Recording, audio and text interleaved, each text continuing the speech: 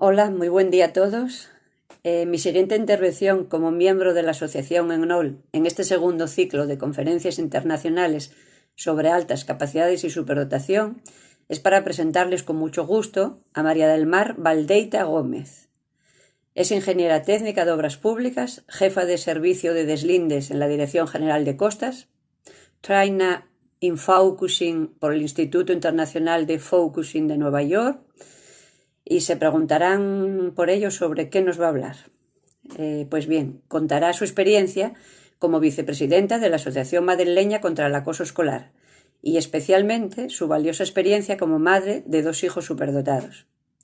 Por tanto, le doy la bienvenida a la vez que las gracias por compartir con todos su experiencia. Gracias.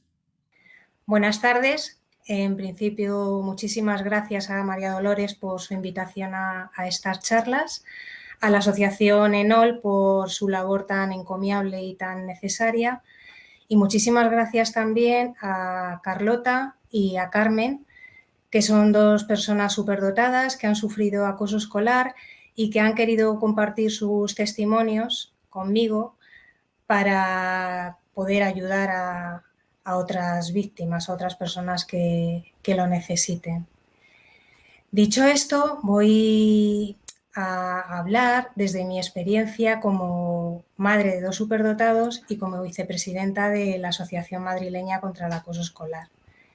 Yo tengo 2 hijos, Alejandro y Carmen, y desde que era pequeño sospechábamos que Alejandro era superdotado. Él era muy despistado, su forma de expresarse, le preguntabas algo y te contestaba en lugar de no me acuerdo, me siento incapaz de reconocer el pasado, o rompía algo y te decía aferrarse a lo material supone la muerte del alma. Entonces nos llamaban del centro docente, pues igual sacaba un 10 en física, que un 2 en geografía, porque no entendía por qué tenía que estudiarse las provincias estando el Google Maps y la oficina de turismo.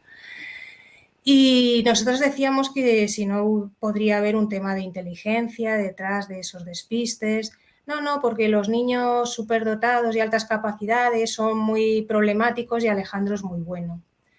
Siguieron pasando los años y bueno, la experiencia con él es que siempre fue un niño muy, muy querido, muy ayudado, respetado. Siempre veías a sus compañeros en el patio rebuscando entre las mochilas lo que se le había perdido a Alejandro, el abrigo, la mochila, lo que se le hubiera perdido ese día.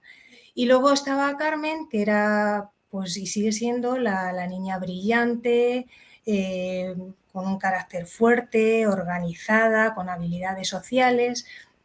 Si a mí me hubieran preguntado a quién podrían haber elegido como víctima de acoso escolar, siempre hubiera dicho que Alejandro, pero no fue así. La víctima fue Carmen. Nosotros, durante todo el proceso de acoso escolar, que fue de 7 años, y la dejó con un trastorno por estrés postraumático, no sabíamos que ella era superdotada.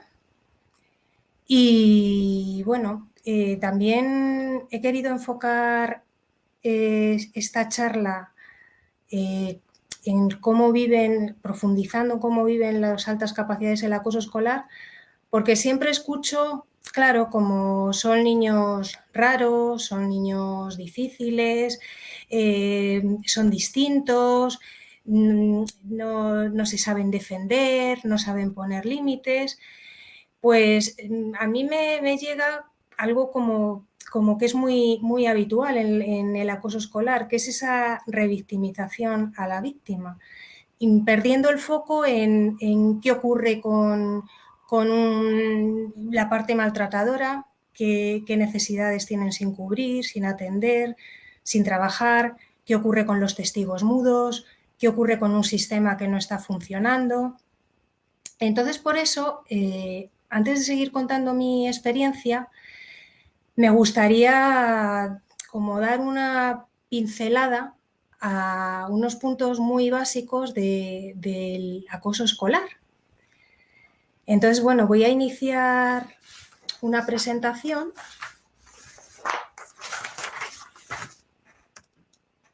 cómo viven los altas capacidades el acoso escolar, y voy a iniciarla compartiendo esta imagen que a mí me llegó cuando la vi y la asocié mucho con qué ocurre cuando en un entorno, en este caso es el salón de una casa, todo es cuadrado, como podemos ver, el suelo, el techo, las paredes, los muebles, la ropa, y alguien tiene una iniciativa distinta, como puede ser dibujar una espiral. ¿Qué ocurre? Parece ser que no es demasiado entendido, bien recibido. Bueno, ahí dejo esta imagen para, no sé, como una invitación a esa reflexión.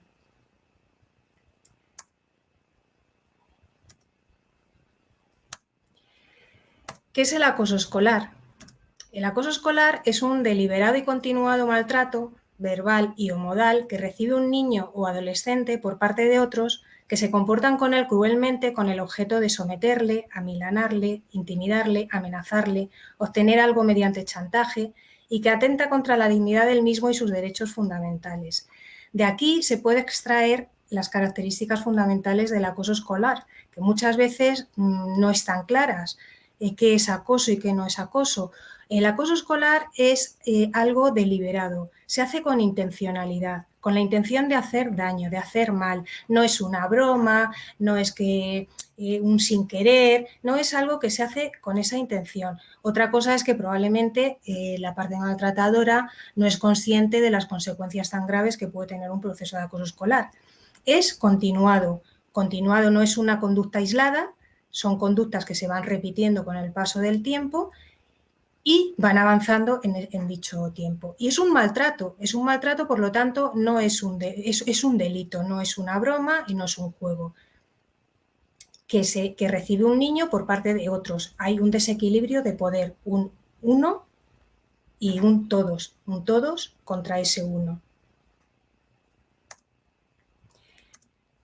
El acoso escolar es muy invisible y sobre todo los acosos psicológicos que se dan muchísimo más en niñas son tremendamente invisibles.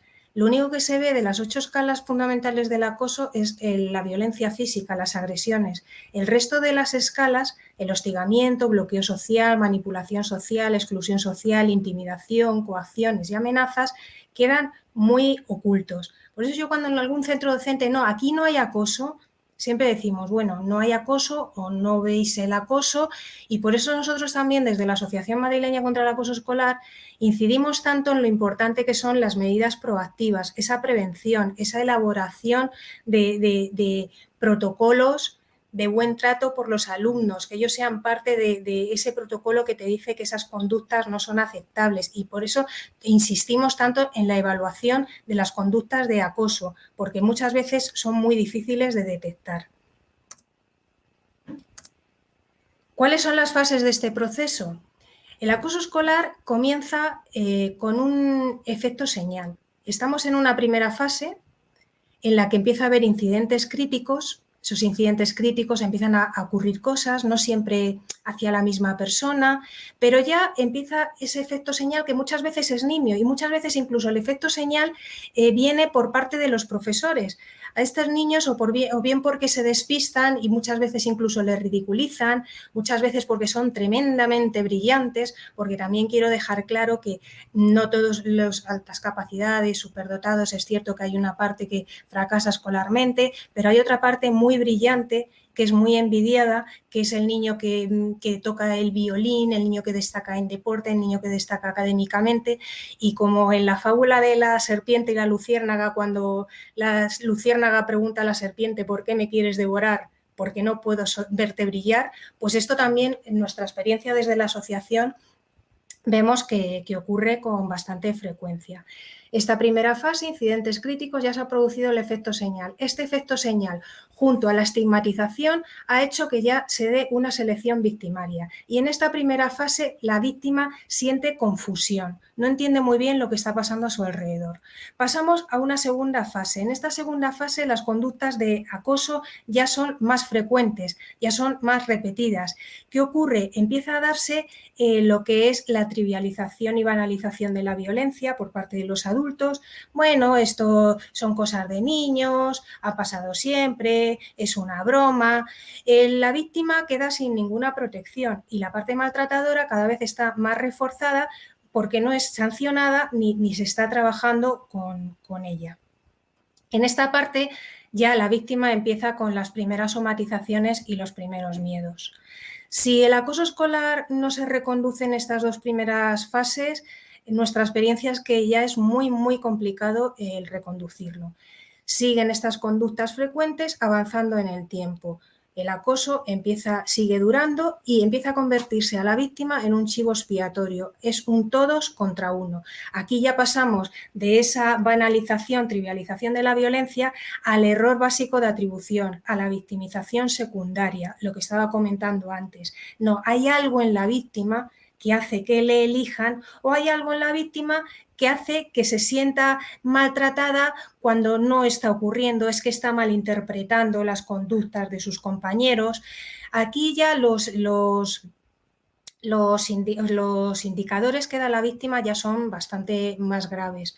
Ya estamos hablando de depresión, de ansiedad, bulimia, anorexia, flashback, problemas de autoestima. Y, entre tanto, pues se sigue dando esa impunidad a la víctima y se sigue esa impunidad a la parte agresora, y se sigue revictimizando a la víctima. Incluso oficialmente ya hay determinados protocolos de acoso en determinadas consejerías de educación, de administraciones educativas, que ya te tipifican víctimas de acoso escolar, víctima pasiva, víctima activa. La víctima pasiva son niños tímidos, retraídos, con problemas de autoestima, poco asertivos, sin habilidades sociales, baja agresividad, distintos, y así es como el 85%. Y luego hay otra columna del 15% que te dicen víctima activa, niños que responden de forma agresiva, hiperactivos, que les gusta llamar la atención. Entonces, desde nuestra experiencia en Amacae podemos decir que esto que consideran que son las causas del acoso o de que el niño se sienta acosado, normalmente son las consecuencias, son los efectos de ese maltrato que están recibiendo y son las consecuencias, además, en este perfil de alumnos, de unas necesidades especiales que no están siendo atendidas. Pasamos a la siguiente fase. Ya en esta siguiente fase se expulsa tanto a la víctima como a su familia del sistema escolar, del sistema social. Ya el maltrato lo estamos recibiendo las familias enteras, les gusta mucho de esto de las madres estamos locas, los padres son violentos, las familias son complejas, que es un término que se utiliza peyorativamente pero que no terminamos de saber qué lleva implícito, y ya no solamente, como estoy diciendo, se les expulsa del entorno escolar, sino a lo mejor si están haciendo una actividad en el polideportivo, yendo a catequesis, dando clases de inglés, el acoso ya se ha extendido de tal forma que hay familias que se tienen que cambiar incluso de vivienda, de barrio, de ciudad, etcétera. Esto en las familias es tremendamente devastador. O sea, estamos viendo parejas que se rompen, familias que se arruinan, padres que enferman, mientras está otorgando total impunidad a la parte maltratadora y a los centros docentes y demás administraciones que están interviniendo y no están reconduciendo el problema. Aquí ya los daños en la víctima son muy extremos. Ya estamos hablando de ideación autolítica y ya estamos hablando de autoimagen negativa, de cambios permanentes en la personalidad, etcétera. Con esto que quería exponer de las fases del proceso, también mi intención está en rescatar eso que escucho de es que no se saben defender o no saben poner límites. Pues invitaría también a un ejercicio de empatía de cómo puedes defenderte, cómo puedes poner límites en este proceso. ¿Cómo lo viven? Pues aquí voy a leer algunos de los episodios de acoso que han compartido algunas de estas víctimas superdotadas. Estábamos jugando un partido de fútbol. Yo jugaba de portera y desde la grada me decían «puta empollona, deja el balón y vete a estudiar, marimacho de mierda». Y me tiraban escupitajos, chicles, cáscaras de pipas y otras cosas. Los profesores no hicieron ni dijeron nada. También recuerdo un teatro cuyo guión consistía en ridiculizar mis conductas, meterse conmigo. Hola, no tengo amigos, mis amigos son los libros. Había público y la gente se reía, incluso los profesores. Los insultos por llevar pantalón y destacar en las notas no se hicieron esperar. Marimacho, puta empollona, te haces dedos con la foto de Albert Einstein, has perdido la virginidad con el libro de baloncesto, tú deja el baloncesto y a estudiar, tú, superdotada de mierda, ¿por qué no te suicidas como hacen otros niños superdotados? Seguro que no te echan de menos ni tus padres.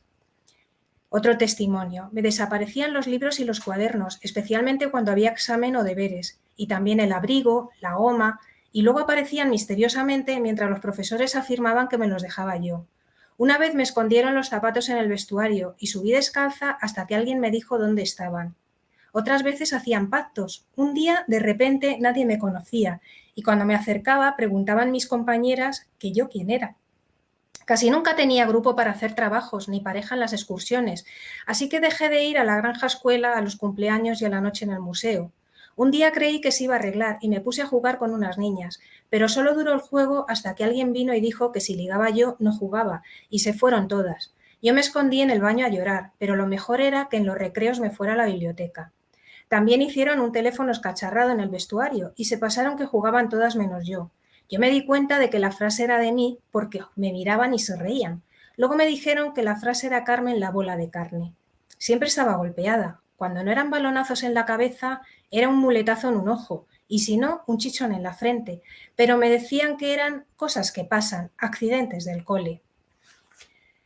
Después de leer alguno de los testimonios de estas personas, cómo lo viven, cuáles son sus pensamientos, sus reflexiones, sus emociones. Tengamos en cuenta que son niños que normalmente su edad mental es superior a su edad cronológica, que su cerebro hace que tengan más capacidad de lógica, de razonamiento, de conexión. Su mente siempre está funcionando, se fijan en todos los detalles. Yo recuerdo que uno de los episodios de acoso que recibía mi hija era eso, que cuando iba a tener exámenes o deberes le escondían los libros. Bueno, su frustración al llegar a casa era brutal. Y cuando llegaba al día siguiente aparecían los libros como si se hubieran caído, y ella hizo un auténtico estudio de según dejaba el libro en la cajonera, cómo caía, cómo debería haber aparecido en el suelo y cómo aparecía. Con esto quiero decir que siempre van más allá, siempre cuestionan todo lo que se les dice, no les termina de encajar. Cuando fuimos a los especialistas que trataron con EMDR, el trastorno por estrés postraumático que le ocasionó el acoso, le explicaron un poco el acoso, la motivación, extrapolándolo con el cuento de Blancanieves. Cuando la bruja decía, espejo, espejito, hay alguien más bella que yo. Sí, Blancanieves. Entonces, ¿qué quería? Arrancarle el corazón, pero ella no lo hacía, encargaba esto al cazador. Entonces, para que entendiera cómo el haberla elegido era porque resultaba una figura amenazante, no porque fuera amenazando, sino por lo que brillaba. Y para que entendiera cómo querían destruir su autoestima, dejarla sin amigos, y cómo el líder normalmente no es el que ejecuta, es el que está en la sombra, la madrastra, la bruja de Blancanieves se lo encarga al cazador. Y cuando salimos de esa sesión de terapia, yo recuerdo que Carmen me dijo, ¿sabes, mamá? Que yo más que la bruja de Blancanieves creo que era la de Hansel y Gretel, porque la de Blancanieves todo el mundo sabía que era mala, pero fulanita, que era la líder, no. Dice, y es como en Hansel y Gretel, que te engañan con una casa de caramelos y cuando ya estás dentro te meten en el horno. Entonces, bueno, pues todas las reflexiones que escuchas de ellos son impactantes. Otra reflexión de una niña que estaba en catequesis escuchando cómo había un Dios bueno, todopoderoso, protector, y no entendía si existía ese Dios, cómo estaba permitiendo que ella sufriera tanto. Luego, pues bueno, también podría compartir algunos estados de WhatsApp que tenían estos niños en sus teléfonos, como puede ser: sonríe que tus enemigos odian esto; cuando estoy triste miro al cielo y pienso, el sol también está solo y sigue brillando; hacen falta días malos para darte cuenta de lo bonitos que son el resto; no se madura con los años, sino con los daños; o cualquiera que acepte pasivamente el mal está igual de implicado en él como quien ayuda a perpetrarlo. Quien acepta el mal sin protestar en su contra, en realidad está cooperando con él. Esta frase de Martin Luther King.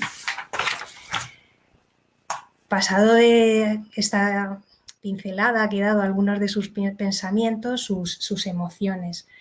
Ellos tienen un elevado sentido de la justicia, de la honestidad, de la lealtad, de la empatía, que son valores para estos niños muy importantes, pero que realmente no son prioritarios para el grupo.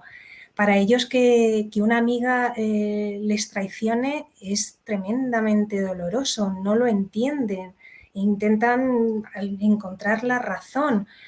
Entonces, bueno, voy a compartir también algo de cómo se sienten.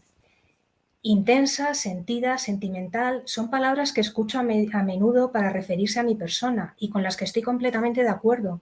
Eres muy intensa, le pones mucho sentimiento y corazón a todo. Pues sí, todo lo suelo vivir con intensidad, y eso es lo que me hace en ocasiones magnificar la magnitud de las cosas, de las vivencias, de los sentimientos, tanto para bien como para mal. Para los malos momentos, esta misma cualidad se convierte en sufrimiento, más del debido quizá. Y claro, por ello en parte somatizas un montón todo lo vivido y te pasas tiempo anclada en episodios pasados que te hicieron daño hablando una y otra vez de los mismos. Y te cuesta años salir de ello. Si no fuera tan sentida, intensa y profunda, está casi claro que no sufriría tanto.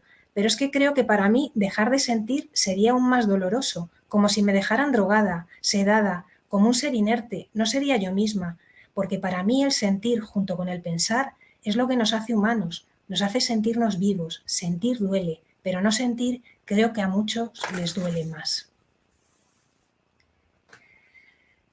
Bueno, intenso y profundo. Sensaciones, ¿cuáles son sus sensaciones? Con esto me refiero más a la sensación sentida, a ese lenguaje del cuerpo, cuando expresan ese nudo en la garganta que tienen que no les permite tragar, aunque tengan hambre, porque lo que están viviendo es totalmente incomible, cuando expresan ese dolor en la espalda de la carga que llevan, o esa sensación en el estómago de algo que se mete para adentro, que se quiere esconder, que está asustado, o esa sensación en el pecho de no poder respirar, de estar ahogado con la situación que están viviendo.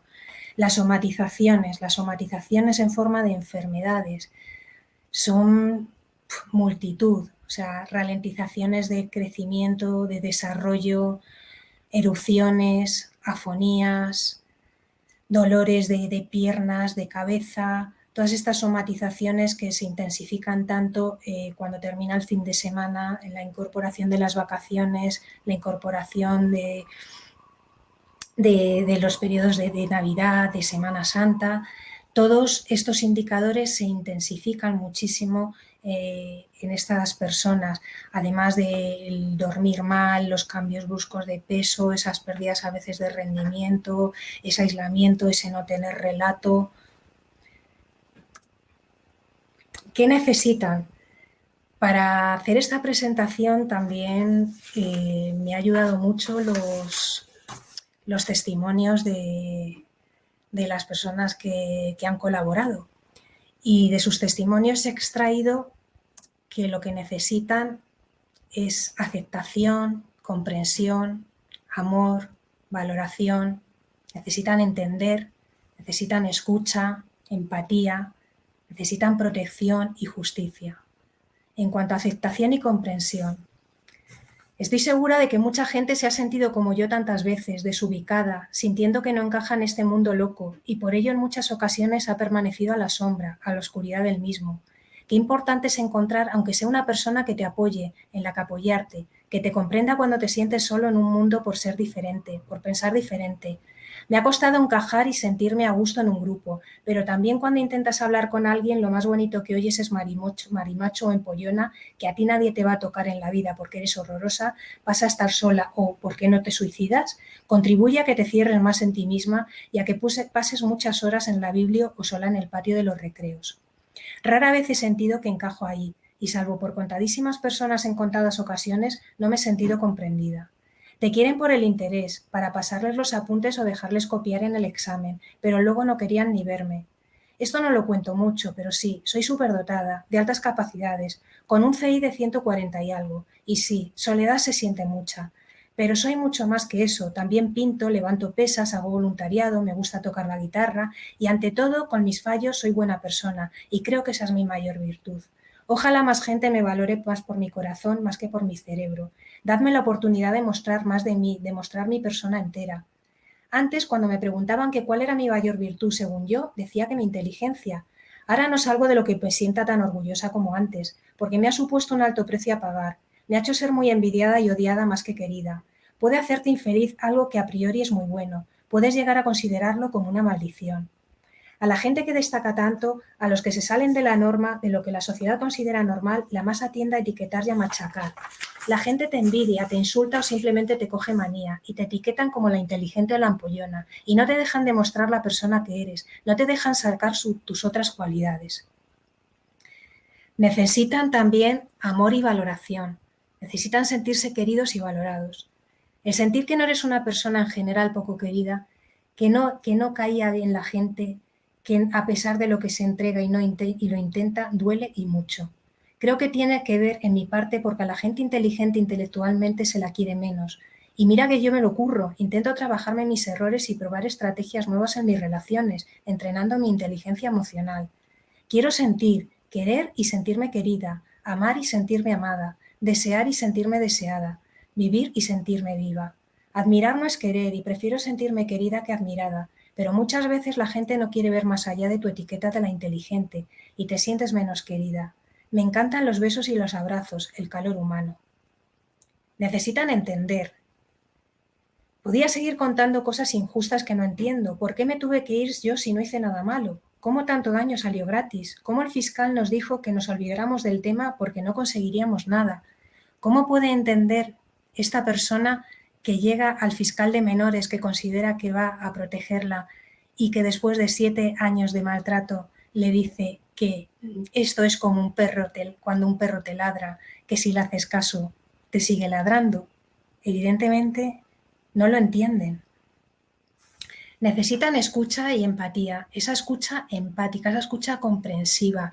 No necesitan esa escucha y esa respuesta tranquilizadora de, bueno, no te preocupes, verás ahora que viene el buen tiempo, como cuando ya abran la piscina, te relajas, ni esa respuesta solucionadora de, bueno, tú lo que tienes que hacer es irte con otro grupo, si tal, y verás cómo otro grupo te acepta o no hacer caso, ni esa respuesta interpretativa de, bueno, lo que ha pasado es que a lo mejor tú lo has entendido mal o han tenido un mal día o no querían tal, o esa respuesta exploradora de, bueno, ¿cómo que te has dejado los libros? Pero los has metido en la mochila, pero seguro que esto, pero ¿dónde has dejado la mochila? Pero ni esa respuesta juzgadora, bueno, es que tú lo que tienes que hacer es echarte todo a la chepa, aprender a relacionarte mejor, entender mejor las bromas. Ellos no necesitan eso, necesitan respuestas empáticas, respuestas comprensivas, respuestas en la línea de si a mí me estuviera pasando lo mismo que te está pasando a ti, también sentiría muchísimo dolor.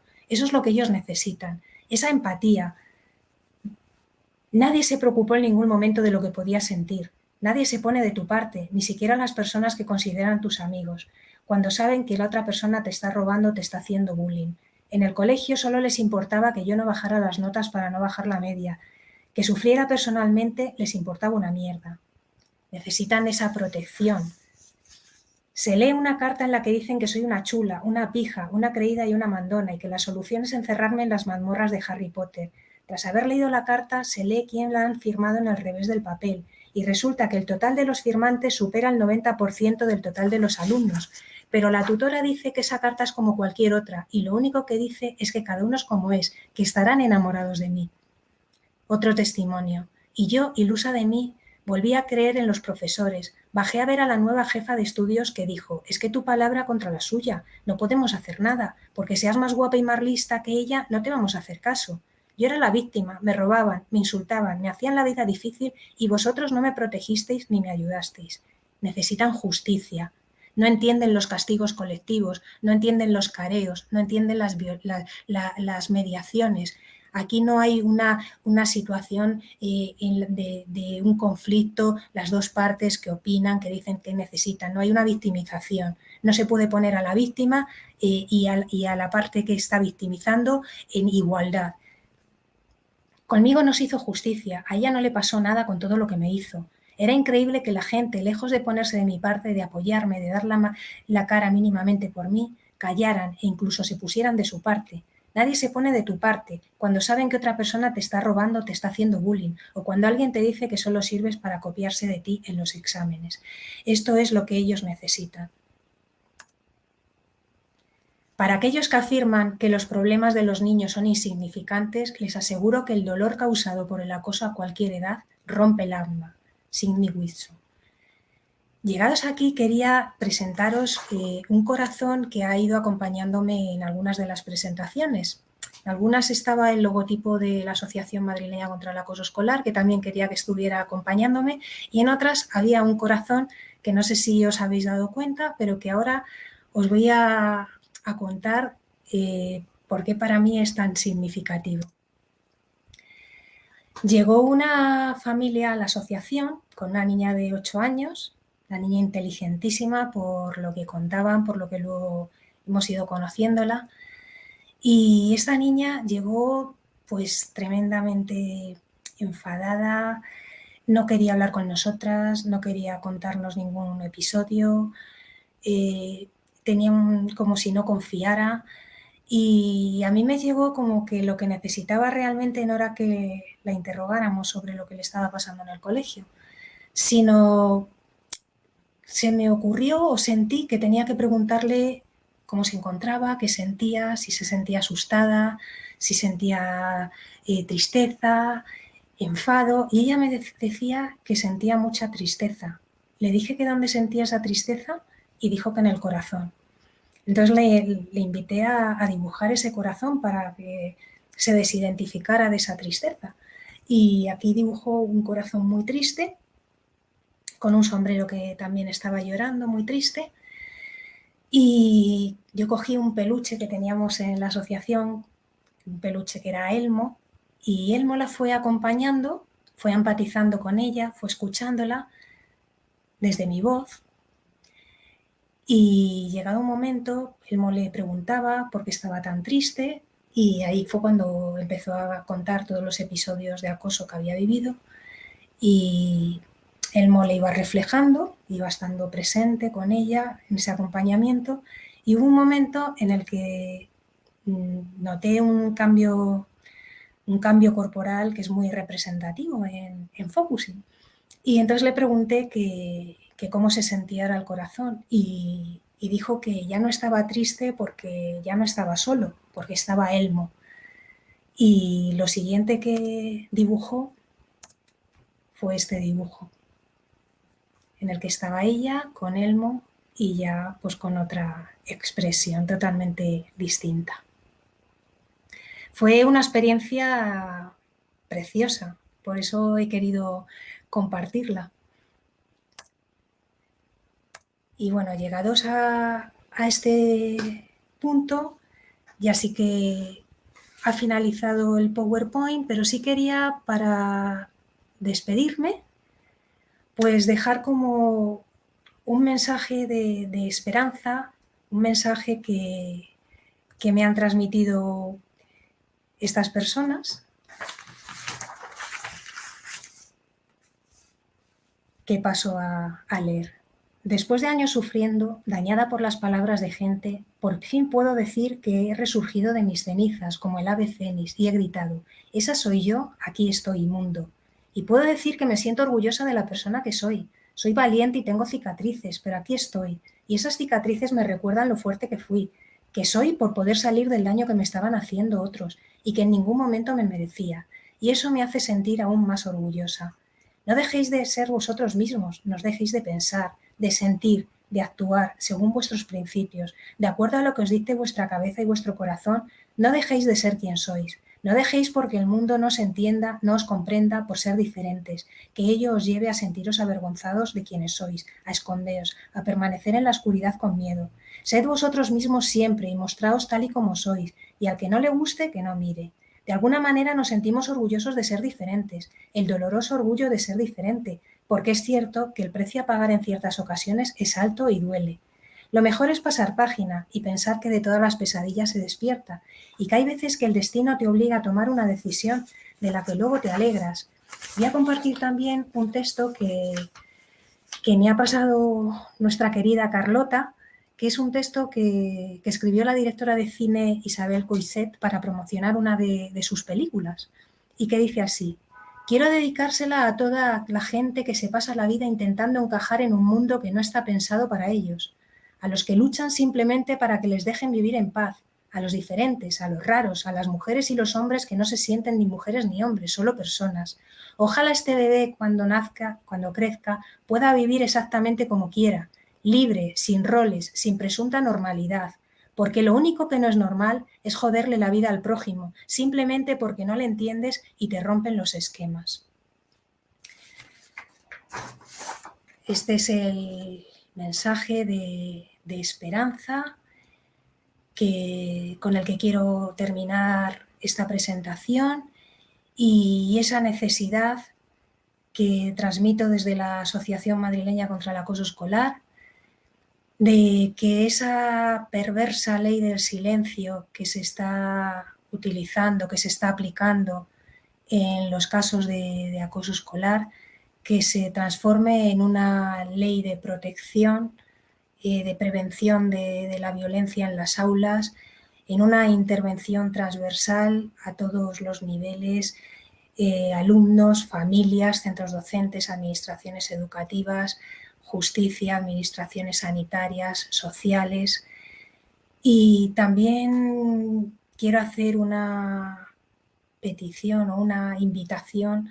Antes, cuando éramos pequeños y nos mandaban al rincón de pensar, mi invitación es que algunas veces nos vayamos cuando creamos oportuno al rincón de sentir y empaticemos con todo lo que están sufriendo estas víctimas por ser altas capacidades, por ser víctimas de acoso escolar, en un sistema que no está funcionando, en un sistema al que parece que estamos obligados a ser fieles, y un sistema en el que la pieza que dice que no funciona o que pone de manifiesto que no funciona es eliminada del sistema y es estigmatizada.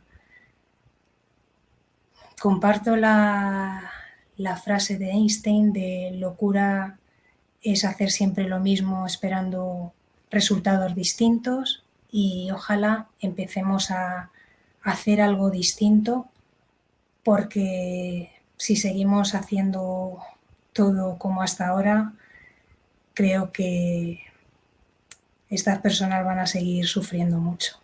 Muchísimas gracias.